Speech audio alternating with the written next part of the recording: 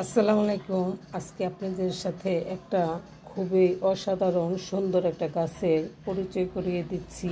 এই গাছটার নাম দিয়েছি সফট মাদার। কেননা এই গাছটা অনেক পরিমাণ বাচ্চা দিতে পারে। দেখেন এই গাছের পাতায় পাতায় ওরা বাচ্চা দেয়। এই দেখেন প্রতিটা পাতায় পাতায় ও বাচ্চা দিয়েছে। তার জন্যই আমি নাম দিয়েছি সফট মাদার। সফট মানে সফট, খুবই সফট মাদার। এই যে দেখেন, আমি আপনাদেরকে দেখাই,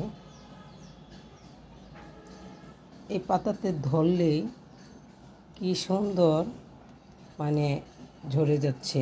আপনারা যারা বারান্দাতে নতুন বাগান করতে আগ্রহী তারা কিন্তু এই সফট মাদার গাছটা লাগাতে পারেন। যেমন এই যে দেখেন, আমি ধরলেই প্রতিটা গাছে শিখর আছে। এটা কিন্তু যত্ন করতে হয় না। এটা যদি আপনি এভাবে টবে ফেলিয়ে রাখেন তাতেই গাছ হয়ে যাবে। আর আমি এটা লাগিয়েছি নারিকেলের আর্চি দিয়ে। আমি এই টবটা বানিয়েছি। এখানে আমি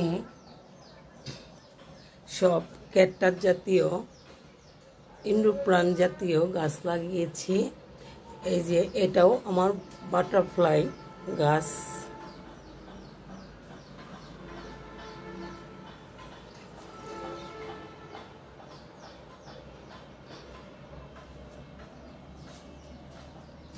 আমি দূর থেকে পুরাটা টব দেখাতে চেষ্টা করছি।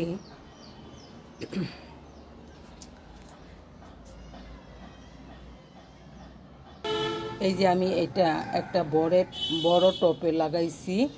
দেখেন এই সফট মাদার এর একটাই ভালো লাগে, পাতাতে ওরা বাচ্চা দেয় কি সুন্দরভাবে। প্রতিটা পাতায় পাতায় এভাবে ওরা বাচ্চা দেয়।